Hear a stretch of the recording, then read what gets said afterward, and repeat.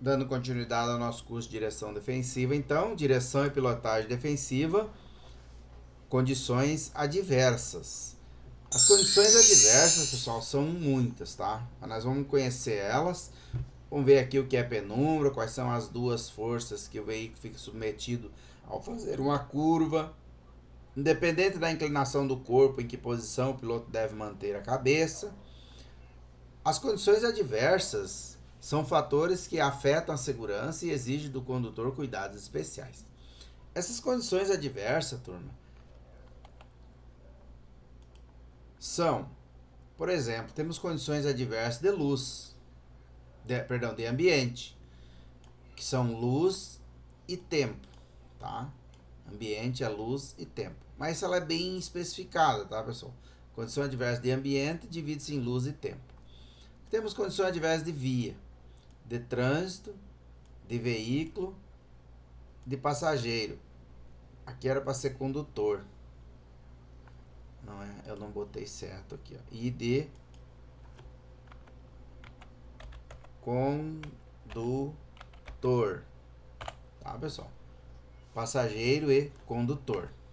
Certo?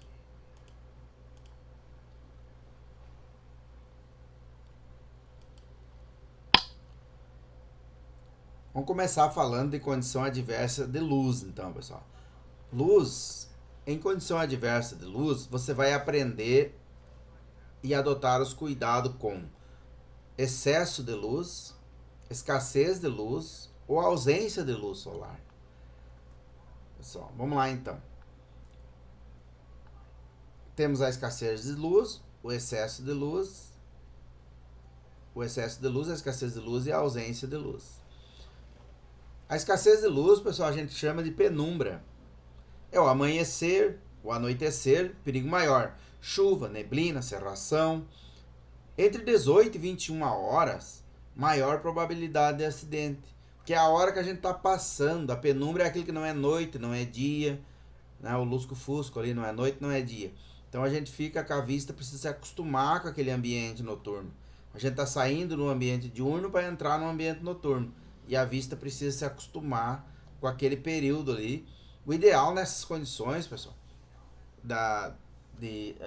condição adversa de luz chamada penumbra, que é entre 18 e 21 horas, é estacionar o carro uma meia horinha ali numa lancheria, num posto de gasolina, num restaurante, fazer um lanchinho leve, tomar uma aguinha, e até que a vista se acostume com a noite. Aí você pode pegar a estrada bem tranquilo, sem problema. E a ausência de luz daí, à noite, os olhos veem menos longe, de forma diferente, visão restrita ao feixe de luz do veículo. Essa hora, pessoal, aqui o veículo tem que estar com o farol bom, iluminando bem, né? Bem regulado, né? Não pode estar um jogando para um lado, outro para o outro, assim lá, caçando pomba, muito alto, né? Não pode, tem que estar iluminando bem. Aí tá tudo certo. Bem reguladinho. Cuidados, então, ao dirigir ou pilotar à noite.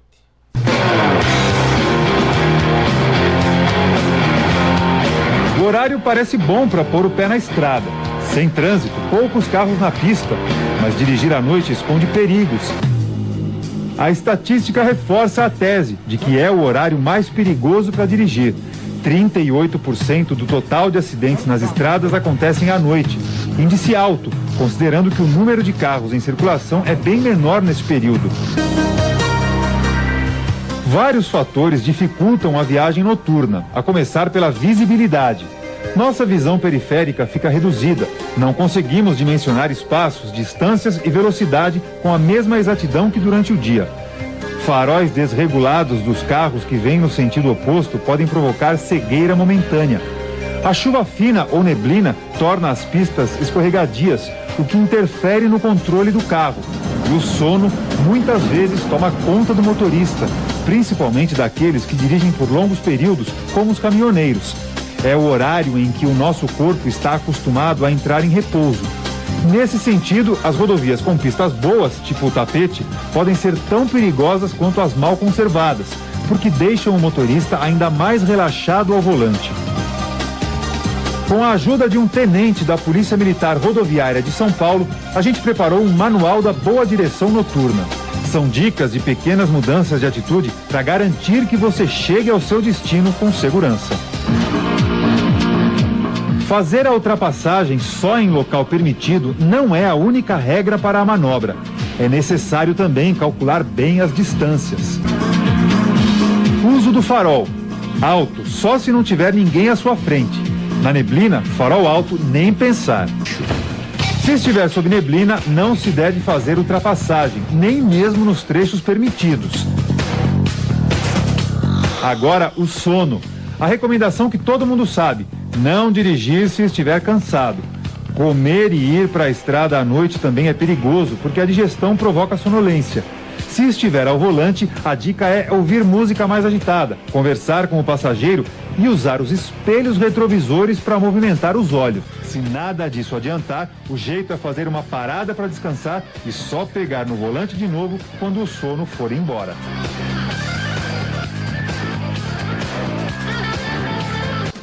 Pilotar à noite exige atenção redobrada. Em relação ao dia, a visão fica reduzida em 1/6. A noção de profundidade diminui.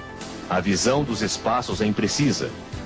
A percepção dos movimentos mais difícil. Além do perigo mais grave, o ofuscamento. Para sua segurança, à noite, pilote em velocidade mais baixa e evite olhar diretamente para os faróis dos carros que trafegam em sentido contrário. Então vimos ali, pessoal, bem importante, quais são os fatores que dificultam a viagem noturna. São vários, né, pessoal? Farol alto dos veículos que vêm de frente, ainda mais com chuva e noite ali, como a gente viu. Se estiver cansado, parar mesmo, né, pessoal? Não viajar. Faz uma parada, dorme, toma um café, dorme um pouquinho, depois segue, que você vai conseguir concluir sua viagem com segurança. Dicas ali do policial também, ali pra gente fazer uma boa viagem. Que cuidado deve ser adotado para pilotar à noite? Pilotar à noite também, né, pessoal? Muito cuidado. Usar viseira de boa qualidade, produto aí na viseira, um sprayzinho para manter ela limpa, importante, né? E o farol bem regulado. Farol, usar no mínimo, né, pessoal, farol baixo, né? Não pode estar só com farol de neblina e tal. Sempre farol baixo ligado ao encontrar veículo, e no restante da viagem, se não tiver nenhum carro, seguindo o carro ou encontrando o carro, daí farol alto. Cuidados então: reduzir a velocidade à noite, aumentar a distância de segmento, manter os faróis limpos e alinhados, usar luzes de forma adequada, evitar, se for possível, viajar à noite, né? Não entrar aí na guerra dos faróis. Se o camarada que vem à sua frente, de frente com você, não baixou o farol, você baixa seu farol e guia-se, pessoal, pela faixa branca lateral direita da via aqui, ó. Cuidado para a prova, tá? Baixa o farol e guia-se pela faixa lateral branca. Se você se guiar-se por essa faixa ali amarela, ó, você vai acabar entrando debaixo do carro. Então guia sempre pela faixa branca aqui, ó. Essa aqui, ok? Esse aqui que é o padrão. Aí tá tudo certo. Então, em condições adversas de luz, é importante fixar os cuidados com o excesso de luz, né? A escassez de luz. O excesso de luz é a luz alta, tá, pessoal? Pode ser também luz do sol refletindo no espelho, no para-brisa. Então, ter esses cuidados aí. Usar o parasol, que é obrigatório. E na escassez de luz, usar os farol limpos e alinhados, né? Na ausência total de luz aí, na escassez de luz é a penumbra, dá uma paradinha uns 20 minutos para que o olho acostume, né? Para não sair direto para a estrada, ajuda também. E a ausência total de luz é que o farol bem regulado, tudo certinho, sem problema nenhum. Condições adversas de tempo. O tempo, pessoal, é uma condição adversa bem importante, ó. Olha a situação desse motociclista aqui que tomou um jato d'água na cara. Essa é a hora que a viseira tem que ter um produtinho ali, né, pessoal? Bota um sprayzinho de posto ali por dentro, por fora, passa o paninho e vai pra estrada. Aí no corredor ali, se não tem um sprayzinho na viseira, ela fica embaçada e tal, né? Aí tem que levantar a viseira ali, tomar água na cara direto, é complicado também. O ideal é que não levante a viseira, nem com chuva, né, turma? Sempre com a viseira baixada. Para dar proteção aí pro olho. Imagina o olho da pessoa ali, ó. Tomar esse banho d'água aí. Não dá certo. Vai terra, vai pedacinho de asfalto. Tudo para dentro do olho. Em condições adversas de tempo, você vai aprender e adotar cuidados com chuva, direção e pilotagem. Vamos falar da aquaplanagem, neblina, vento, calor e frio. Cuidados então para pilotar na chuva aí, Tony. A chuva é uma condição que merece maior atenção do motociclista.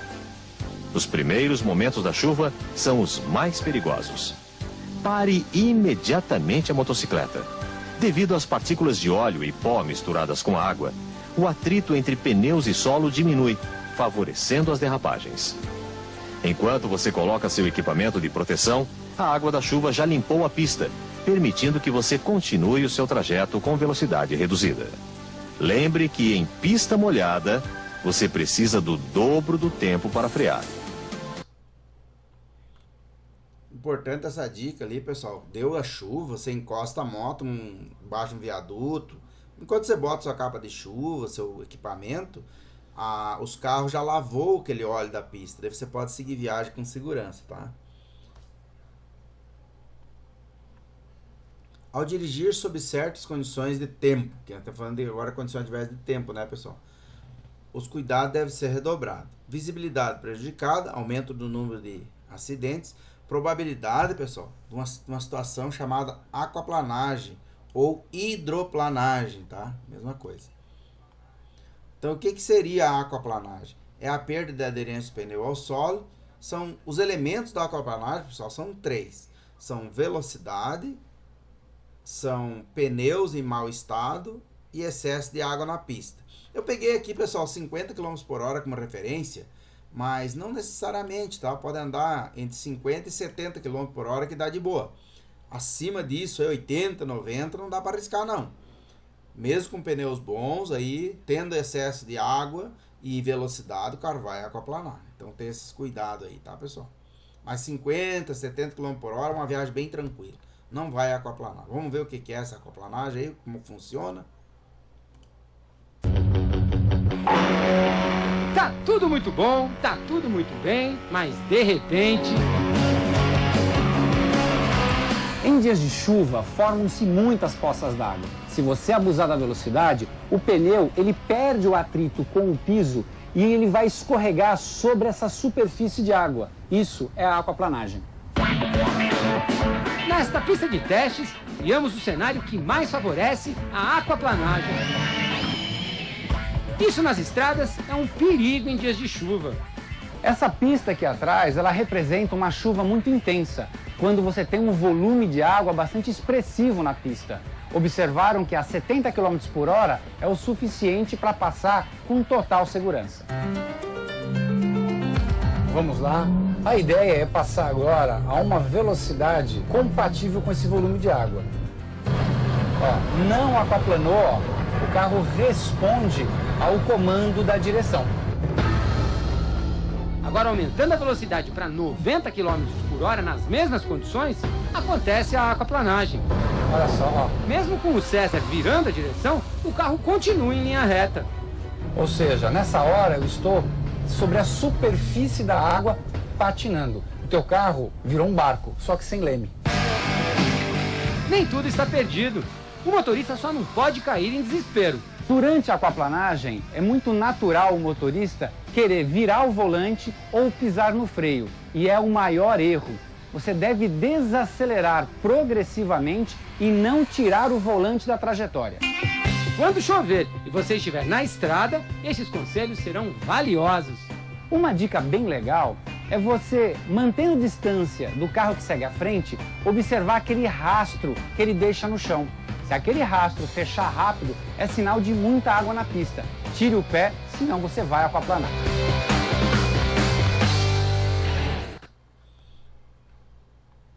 Muito cuidado, pessoal, com a aquaplanagem, tá? A aquaplanagem é... Olha, o que aconteceu quando o condutor passou sob a pista molhada a uma velocidade compatível, ou seja, o carro não aquaplana, entre 50 e 70 km por hora ali ele vai bem de boa. Quando o condutor aumentou a velocidade, deu a aquaplanagem. Aquaplanagem, pessoal, é isso aqui, ó. O pneu ele tá tocando o solo, ó. Aí começa a aumentar a velocidade, ele começa a sair do solo, vai subir para cima da água, até andar em cima da água que ele vai virar um barco. Só que sem leme, né? Não tem direção. E o que fazer em situação de aquaplanagem, então? Manter o volante na trajetória e reduzir a velocidade. Reduzindo marcha, tá, pessoal? Não pisando no freio. Só tirando o pé do acelerador, o cara já vai perder velocidade automaticamente, a chegar ao ponto dele pegar solo de novo e voltar para a pista. Caso contrário, você vai aquaplanar e vai ter problema, turma. Então, cuidado com a aquaplanagem, é uma situação bem complicada. Inundação. Na prova, pessoal, não vamos confundir a aquaplanagem com inundação. Aquaplanagem é uma coisa, inundação é outra. Inundação, os cuidados com os buracos que a água esconde, né? Adotar comportamento seguro para condutor e passageiro. Em situação de enchente, só sair de casa foi a extrema necessidade. Isso aqui, pessoal, tem caído uma questão na prova aí de como se sair de uma inundação. Vamos supor, você vai entrar na inundação em primeira marcha, controlando a velocidade, pisando levemente no freio e usando a embreagem. Vai sair de preferência com o motor cheio, em marcha baixa, uma primeirinha, tá? Não entre em marcha alta, senão você vai apagar o motor ali e vai criar uma situação mais difícil. Quanto mais devagar entrar na inundação, melhor. A primeira marcha é o ideal. Neblina. Neblina é uma condição que pode provocar um acidente em série, pessoal. Vamos ver o que acontece na neblina aí, ó.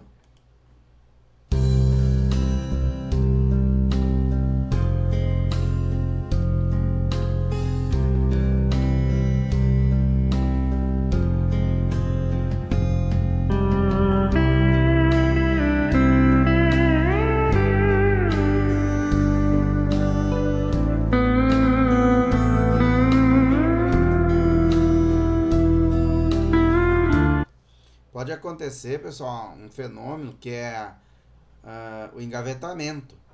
Isso é um acidente em série que acontece, porque a neblina, um não enxerga o outro e vão batendo um na traseira do outro. Então, para evitar isso aí, pessoal, devemos então tomar algum cuidado. Redobrar a atenção, diminuir a velocidade, acionar o farol de neblina, se existir, usar a luz baixa, não usa luz alta em neblina, sempre luz baixa. Parar em local seguro. Pessoal, parar em local seguro é um coringa para toda e qualquer situação de risco, tá? Qualquer situação aí, condição adversa, parar em local seguro. Lembrar que parar em local seguro não é no acostamento. Acostamento é local de emergência. Local seguro é um posto de gasolina, é um recuo, um pátio de uma empresa que tenha espaço ali que você possa encostar o carro. Não usar o pisca-alerta com o carro em movimento, tá, pessoal? Porque tu tá com o carro em movimento, pisca-alerta ligado, as pessoas acham que você está parado. E você não tá, você está em movimento. Então, pisca-alerta é só quando está parado em situação de emergência.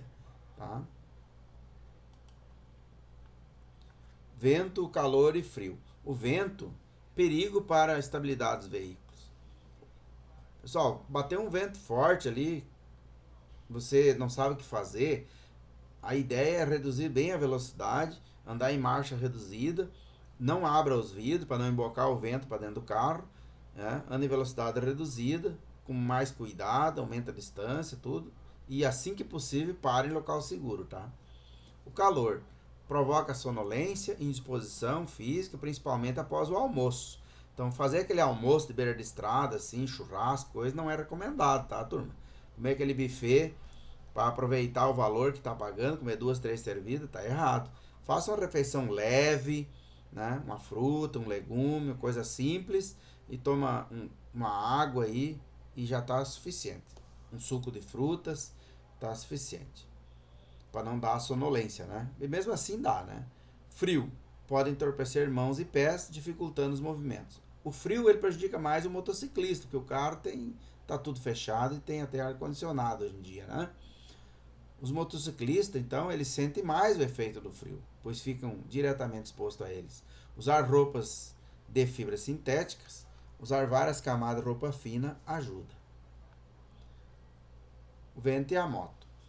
Ventos fortes podem desestabilizar e descontrolar a moto. A colisão, causando colisão. Redobrar a atenção ao trafegar por trecho sinalizado vento lateral. Deslocamentos do ar por veículos maiores também.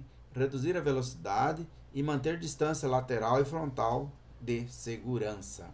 Tá? Evita aí andar colado aí nos caminhões e coisa, né? Vamos ver como é que funciona aí. Um dos momentos mais perigosos para o motociclista na estrada é esse aqui, quando ele vai ser ultrapassado por um veículo de grande porte.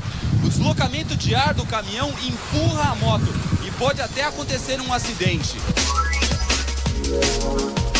Uma moto 125 cilindradas, ela pesa em média 100 a 110 quilos. A 90 por hora, ela deve pesar em torno de 10 a 15 quilos.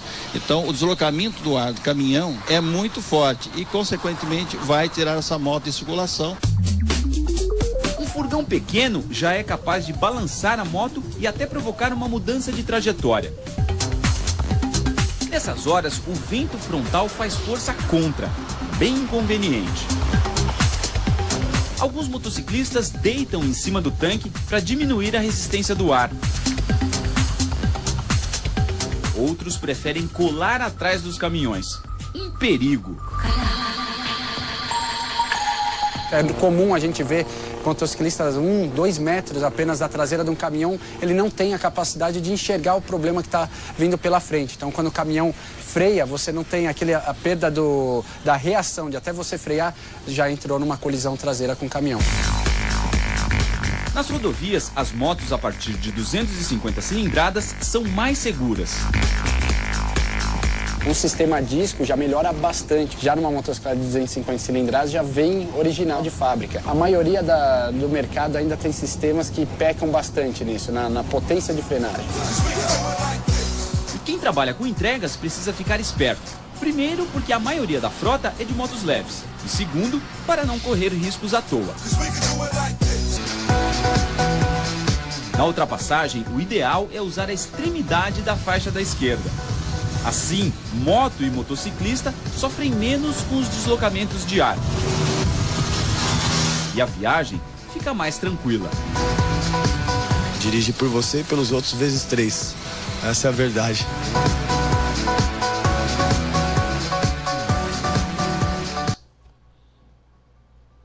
Então, pessoal, vimos aqui evitar andar colado nos caminhões, né,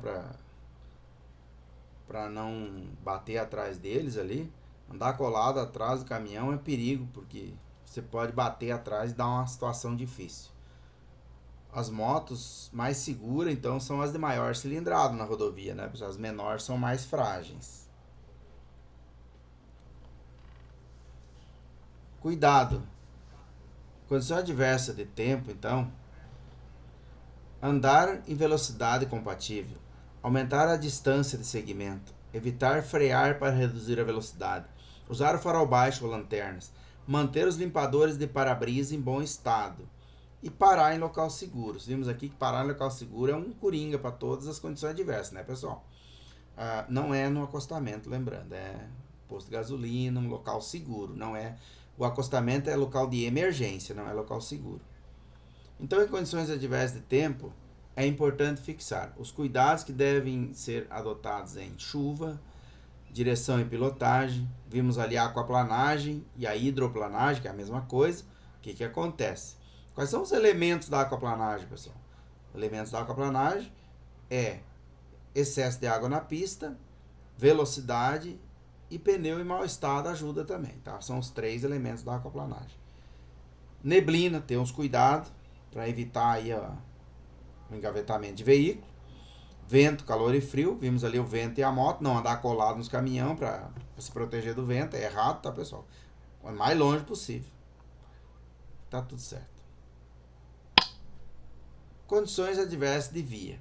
As vias, pessoal, elas tornam condição adversa quando tem essa situação assim, esburacada e outras situações também que a gente vai ver aqui. Pontos críticos, pavimentação, curva, declive acentuado, superfícies irregulares. Vamos ver essa situação aí. Em condições adversas de via, e suas características são fatores importantes a serem considerados na ocorrência de acidentes. Condições: buracos, falta de acostamento, vegetação escondendo a sinalização, deficiência na sinalização. Por outro lado, trecho bem sinalizado também é causa de acidente por imprudência, negligência e imperícia, né? Características nos cruzamentos, trecho em curvas, descida, pontos estreitos, travessias, pontos críticos a ser adotado aí, cuidado pela engenharia de tráfego. Pavimentação deficiente. Quando encontrar, pessoal, pavimentação deficiente, buraco, essa situação, diminua a velocidade, aumenta a distância do veículo da frente, aumenta a calibragem dos pneus. É erro andar com os pneus murchos, pessoal. Sempre com o pneu bem calibrado, ele vai evitar de cortar, vai evitar de furar. Sinalização deficiente. Ande mais devagar. Redobre os cuidados. Preste atenção a curvas, aclives e declives. Falta de calçadas. Redobre os cuidados com pedestres sobre a pista. Falta de sinalização aí, pessoal. Um problema sério aí de muitos anos, né? O primeiro automóvel de motor a explosão a rodar no Brasil foi o de Santos Dumont. Ele comprou um Peugeot em Paris e trouxe na bagagem. O carro logo se tornou uma paixão de família. Henrique, seu irmão, foi o primeiro condutor de São Paulo. Também foi o primeiro brasileiro a fazer uma reclamação da condição das estradas e ruas ao poder público. Após qualquer excursão, por mais curtas que sejam, são necessários dispendiosos reparos no veículo devido à má adaptação de nosso calçamento, pelo qual são prejudicados sempre os pneus das rodas. Quem enfrenta as estradas reclama. Buraco, má sinalização, má conservação da rodovia, né? E é comum. Infelizmente no Brasil, a malha viária do Brasil ela é muito ineficiente. Os mecânicos desta transportadora veem o prejuízo no dia a dia. A gente tem muito problema com o deslocamento de pneus, furos, com buracos, suspensão estourada. Segundo os pesquisadores, esse é um desafio para o governo. Pensar em projetos de longo prazo para que o Brasil tenha uma infraestrutura capaz de concorrer, capaz de andar junto com o seu crescimento econômico. Então, turma, vimos aí as condições adversas aí de via. Curva. Condições adversas por natureza. São mais perigosas quando são mais fechadas, forem mal projetadas, a pista estiver escorregadia ou a pista estiver irregular. Na execução de uma curva, pessoal, há um jogo de força que cai na prova, tá, pessoal? Uma empurra para fora, é a força centrífuga. Outra deve empurrar para dentro, que é a força centrípeta. Então, pessoal, a força centrípeta, ela está em ação o tempo todo, para não deixar o carro sair de curva, sempre trazendo o carro para dentro. Então, o que corrige uma curva? É a força centrípeta, que é uma força, é uma lei da física que faz o carro vir para dentro da curva. No caso de moto também, a gente vai ver aqui, né? Uns fenômenos físicos aí que acontecem na curva.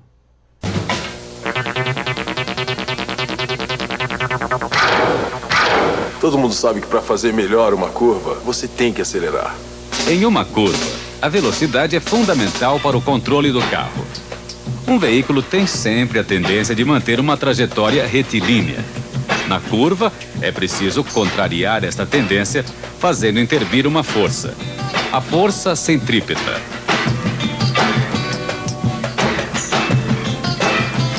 A força centrípeta obriga o corpo a se mover sobre uma circunferência que é diretamente proporcional ao quadrado da velocidade vezes a massa do veículo e inversamente proporcional ao raio da curva. Se a força centrípeta deixa de atuar, o corpo é arremessado pela tangente. A força centrípeta também depende do peso do veículo e da aderência que ele tem com a estrada. No caso do automóvel que se move durante uma curva, o atrito nasce entre o piso da estrada e os pneus. Se a velocidade for excessiva relativamente ao raio da curva e as condições do atrito entre o pneu e a estrada, o veículo perde a aderência e sai da estrada. Para manter o controle do veículo nas curvas, o importante é frear antes e virar o volante depois. 2 manobras que, se executadas uma de cada vez, permitem aproveitar ao máximo o atrito, aliviando ao máximo a ação da força centrípeta. Turmas, vimos aqui então a força em ação. Numa curva é preciso fazer atuar uma força. Qual é essa força, pessoal? É a força centrípeta, para jogar o veículo para dentro da curva. A força centrífuga e centrípeta, então, faz a força centrífuga empurra para fora e a centrípeta corrige para dentro. Numa curva, pessoal, o ideal é que a gente freie antes da curva, mantenha a aceleração durante a curva e acelere progressivamente para sair da curva, tá? Isso é o correto. Na execução de uma curva, o jogo de força, na pilotagem deve haver também a inclinação do corpo e da moto. Então o piloto inclina o corpo, a moto, para poder corrigir essa situação aí de curva, né? Ao fazer uma curva, uma força centrífuga empurra a moto para fora. O motociclista deve compensar essa força com a inclinação do corpo. Vamos ver a situação aí? Curvas em condições normais da pista. Corpo na mesma inclinação da moto. Então, pessoal, pode ver que o corpo aqui, ó, ele segue a mesma inclinação da moto, ó. Mesma inclinação. Deita a moto e o corpo, mesma quantia. Vai fazer a curva bem de boa, tá? Numa situação de curva fechada ou com mudanças rápidas de direção, ou seja, vai desviar um buraco, a cabeça na posição vertical, passageiro acompanha a inclinação, se tiver passageiro, e a moto, pessoal, o que a gente faz? A gente empurra a moto para o lado do buraco, pro lado de fora do buraco, e deixa o corpo, e traz a moto logo em seguida. Então a situação fica assim, ó. Pode ver, ó. O corpo fica, se eu botar, chama um pêndulo, se eu botar um pêndulo aqui, o corpo ele fica, ele vai, no caso, a gente empurra a moto e deixa o corpo. Aí quando tu traz a moto de volta, né, esse pêndulo ele vem para cá e faz o alinhamento de novo e já desviou o buraco que está. Por exemplo, tem um buraco aqui na frente, ó. Aí o que você vai fazer? Vai jogar a moto e deixar o corpo. Depois você traz a moto de volta e desvia o buraco. Assim que faz. Quando for curva rápida, chão escorregadio, o corpo mais inclinado que a moto. Então você vai fazer esse pêndulo aqui, ó. Vai inclinar o corpo e vai deixar a moto. Aquele outro anterior ali, pode ver que a gente empurrou a moto e deixou o corpo. Aqui é o contrário. A gente vai deitar o corpo e deixar a moto. E vai dirigir ela desviando o piso escorregadio. Tá? Então, numa curva, é diminuir a velocidade antes da curva, manter a aceleração durante. Se for moto, inclinando o corpo e a moto. Se for carro, é só reduzir a velocidade, frear antes da curva e manter a aceleração durante a curva, só no motor, tá? Sem acelerar, e acelerar progressivamente para sair da curva. Assim que faz uma curva com segurança. Vamos ver se a gente consegue entender melhor isso aí, pessoal.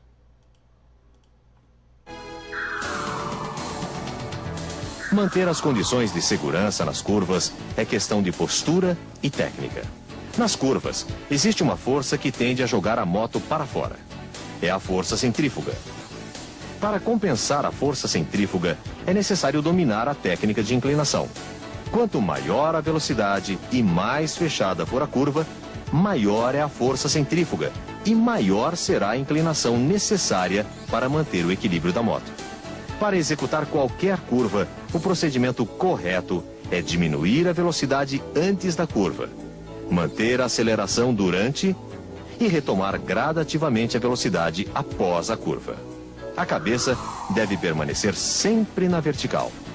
A visão deve estar voltada para o fim da curva, antecipando sua ação no caso de algum imprevisto, como areia, óleo na pista ou outros veículos.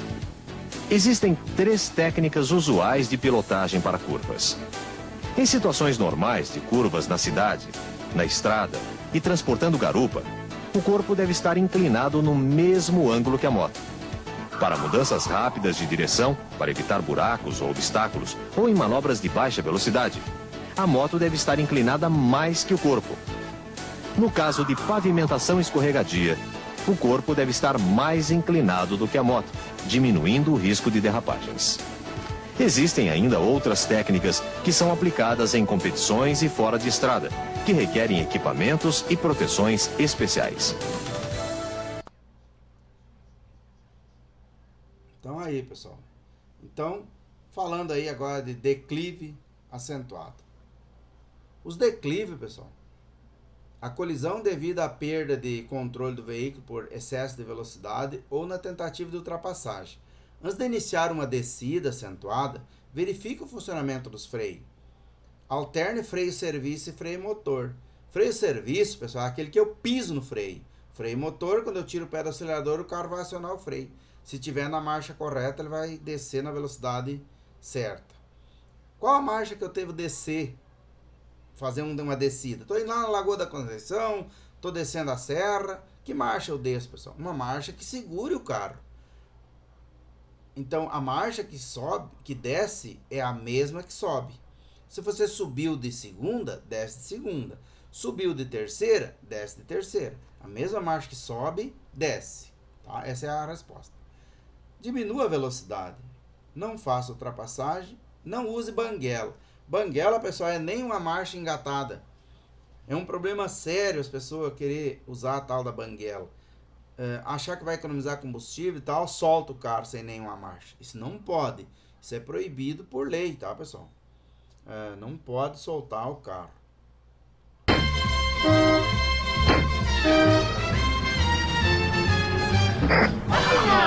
Andar com um carro em ponto morto economiza combustível?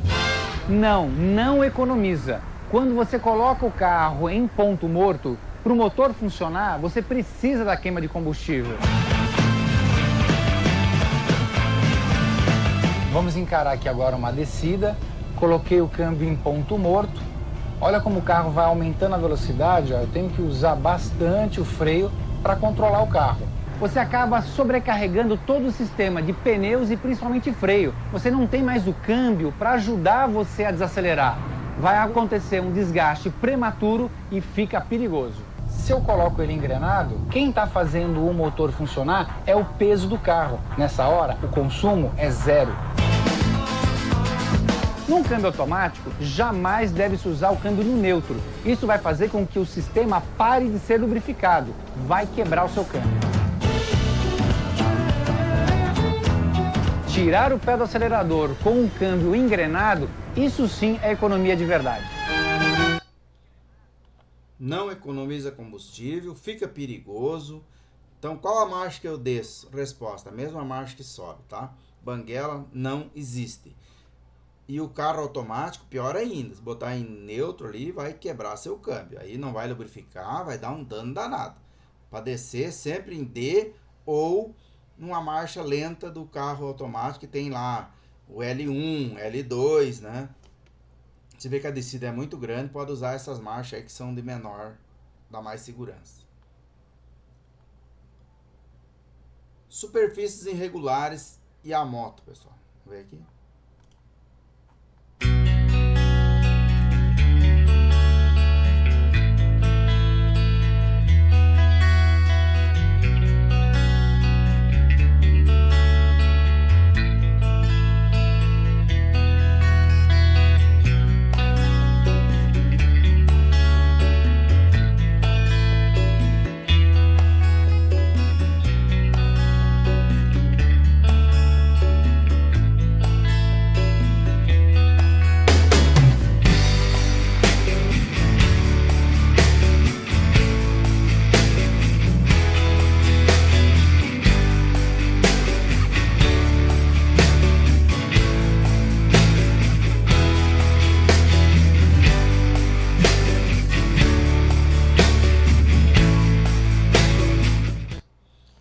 Vimos ali, turma. Então, quando for enfrentar uma superfície irregular, Sempre encarar o obstáculo se for de carro de frente. Um quebra-mola, encara de frente. Não fica puxando para um lado, para o outro, que pode vir carro de trás e bater, né?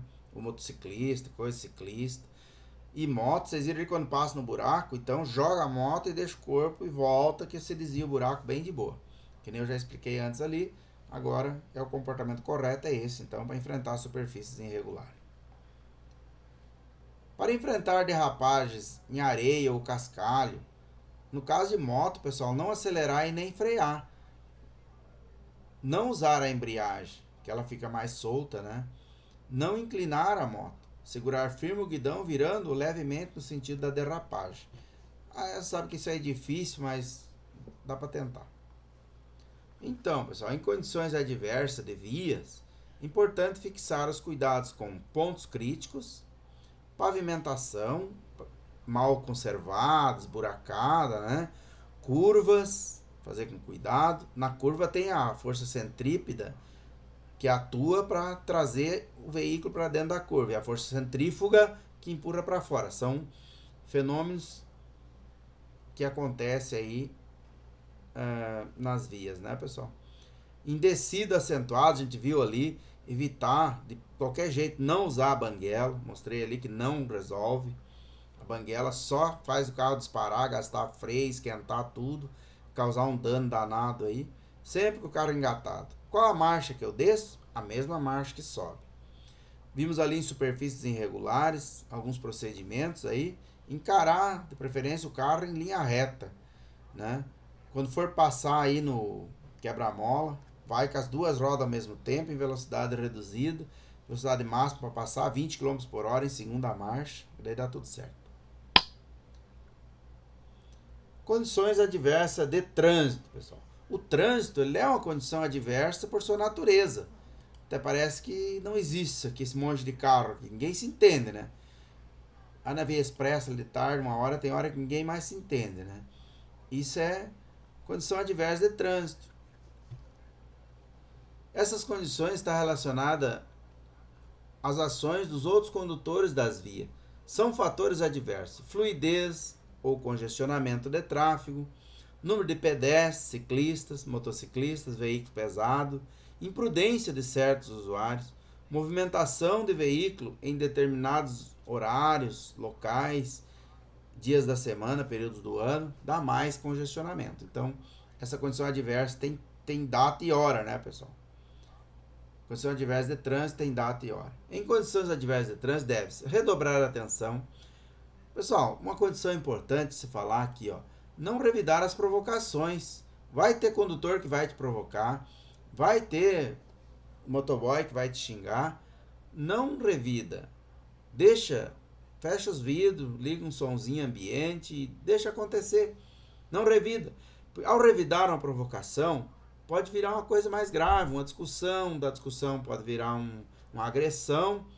E sempre na agressão, pessoal, tem o lado mais fraco, que a pessoa pode estar armada e dar um problema sério. Então, não revidar provocações. Você não sabe como é que foi o dia da pessoa também, né? A pessoa pode ter passado um dia terrível. Cabe a gente... nós vamos ver lá na aula de convívio social que sempre tem que tratar com gentileza. A gentileza, ela gera gentileza. A agressividade gera agressividade. Evitar de trafegar em horários de pico. Usar caminhos alternativos para evitar enfrentar o congestionamento. Temos também, pessoal, as condições adversas de veículo. O veículo ele pode tornar-se uma condição adversa quando a manutenção dele está prejudicada. Pneu, lâmpadas, faróis, freio, equipamentos obrigatórios, amortecedores, buzina, tudo isso aí gera condição adversa se está em mau estado de conservação. Então, condição adversa de veículo está relacionada à manutenção dele. Condição adversa de condutor. O condutor, pessoal, ele torna a condição adversa quando ele está com sono, fadiga, cansado, preocupação. Esse item de preocupação aqui, pessoal, vamos ater um pouquinho nele. O que é a preocupação? Um exemplo aí, ó. Eu tô indo fazer eu recebi uma notícia não muito agradável e eu tô indo atender aquela situação. E eu tô preocupado com aquilo. E aquilo me causa uma condição adversa muito perigosa. A pessoa fica, né, nervosismo, ansiedade, a pessoa ansiosa, quer chegar rápido. Euforia também, pessoal. Ganhou na Mega Sena ali e vai lá buscar o prêmio. Pode causar um acidente por euforia, tá faceiro demais. Embriaguez e droga, outra condição adversa bem séria aí de condutor. O passageiro, pessoal. O passageiro também ele torna uma condição adversa. Em condições adversas de passageiro, você vai aprender os cuidados a ser adotado com passageiro em geral, os diferentes tipos de condutor aí, de passageiros, que a gente pode enfrentar aí, pessoal. Existe o invasor, né? Tem o passageiro invasor, tem o medroso, tem o narrador, tem o folgado. Tudo isso aí interfere no nosso modo de dirigir. Em algumas situações, o comportamento dos passageiros pode afetar diretamente a segurança. Quando excesso de passageiro, estado de saúde, crianças e idosos, em estado psicológico alterado, passageiro alcoolizado, garupa inexperiente, né? Pessoal, tem que ter esse cuidado, então, com os passageiros. Cuidados. Não permitir o desvio da atenção do condutor. Observar o limite da capacidade do carro. Orientar o garupa. Dispensar os cuidados às crianças e aos idosos. Socorrer adequadamente em caso de problema de saúde. O passageiro teve um problema de saúde, pessoal. Tem que socorrer adequadamente. O que é socorrer adequadamente? Você vai parar em local seguro e chamar o socorro. Você vai sair abuzinando, vai sair xingando todo mundo porque você está com um paciente dentro do carro. Isso está errado. Pare em local seguro e chame uma ambulância. Tá?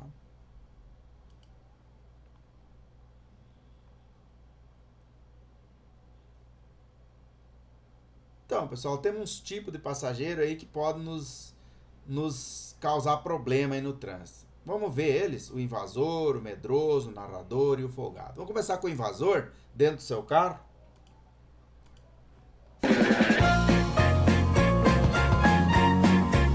Você já deve ter convivido com o invasor no seu carro. Eu conheço muito bem esse tipo. Ai, tô acabada. Não vi a hora de relaxar. Esse salto acaba comigo, olha. Quando a pessoa não tem noção de espaço, é complicado. Vamos combinar que isso aqui tá um velório, né? Dá licença pra eu colocar um CDzinho aqui pra gente ouvir.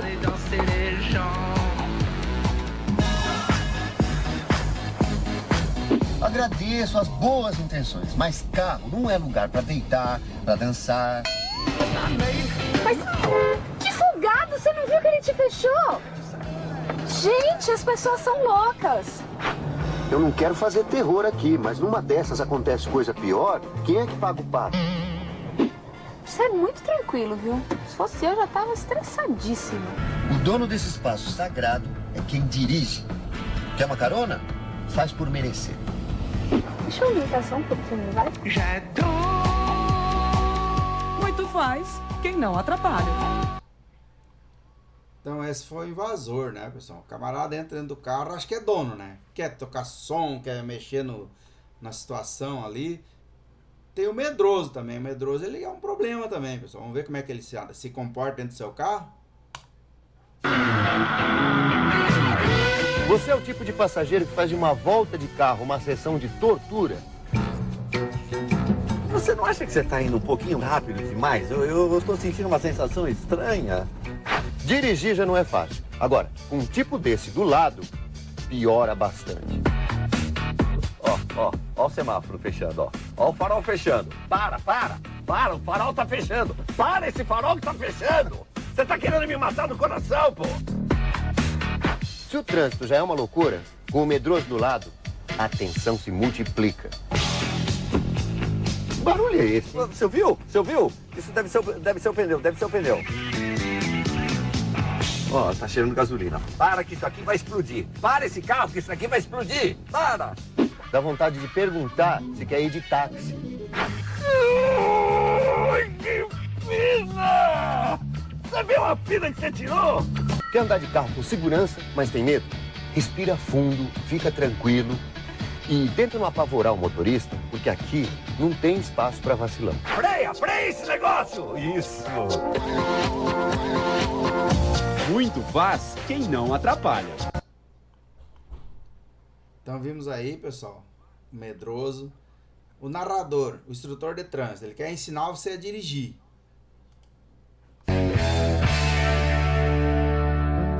Você estuda, passa na prova, aprende a dirigir, mas isso não basta para contentar o narrador. É bom já ir dando seta que a gente vai pegar a esquerda aqui, viu? Ah, mas nessa velocidade que você tá não vai conseguir, tá muito rápido. Tudo que a gente vê e já sabe, o narrador avisa, transmite e insiste repetidamente. O que você vai fazer? Ah, por que você entrou nessa rua? Ah, por aqui também dá. Vai, entra aí, vai. Não, aqui. Dá tempo. Parece até que eu tô aqui brincando. Escuta, não tá na hora de mudar essa marcha, não? Não, eu tô... Ó, deixa que eu falo. Toda ajuda é sempre bem-vinda, desde que solicitada. Que mão na roda tem eu aqui, hein? Olha, mas pra mim é o maior prazer poder te ajudar. Essa é meu irmão. Muito faz quem não atrapalha. Isso aí então, o passageiro narrador, né, pessoal? Bicho bem chato. O folgado. Folgado é um bicho que dá vontade de mandar empurrar pra fora do carro. O motorista tem pelo menos 3 espelhos para ampliar o seu campo de visão. 1, 2 e, quando consegue, 3. Será que eu acho uma caneta no meio dessa confusão? Vou ter que tirar algumas coisinhas aqui de dentro. Meu Deus. Achei. Não esquece de dar uma arrumadinha nisso daqui. Agora, tem coisa mais irritante do que passageiro folgado? Aquele que entra no carro que nem é dele e vai se sentindo como se estivesse em casa. Olha pra isso daqui. Eu fico revoltada. Parece que eu fui ontem ao cabeleireiro, filho. Dá uma olhada nisso daqui. Como é que a gente fala pra uma visita que ela precisa ter motos? Olha isso daqui, que gente mal educada passa com sinal amarelo. Gente louca. Quem dirige é o motorista. Quem se movimenta é o carro. E quem for passageiro fica sentado, quietinho, só vendo tudo acontecer. Então foi uma sequência de vídeos aí, né, pessoal? Vimos aí o folgado. Agora você imagina, turma, várias condições adversas ao mesmo tempo. Dirigir sob várias condições adversas ao mesmo tempo é uma situação perigosa. O perigo é diretamente proporcional às condições adversas enfrentadas. Imagina aí, tá dirigindo. Uma condição adversa de luz. Farol desregulado, não tá vendo direito. Aí enfrenta uma condição adversa de tempo, chuva, né? Aí você enfrenta aí uma condição adversa de tempo. Chuva, cerração, neblina. Então, falta de luz, tá chovendo, e ainda enfrenta uma condição adversa de via, uma via esburacada, com problemas, curvas, descida, subida. E daqui a pouco enfrenta a condição adversa de trânsito. Trânsito congestionado, virado no que é aquilo, né? E ainda tá com a condição adversa de veículo. O veículo não tá bem conservado, tá com problema, tá? E enfrenta uma condição adversa de passageiro ainda. Passageiro chato, medroso, incomodando. Passageiro com problema de saúde. E para completar, tem uma condição adversa de condutor. Você está cansado, fadigado, nervoso. Pessoal, então vimos aqui as condições adversas. Espero ter ajudado vocês nesta aula de hoje. Terminamos então esse módulo de condições adversas. Amanhã, na próxima aula, viemos falando de um outro módulo aí que é estados físico e mental.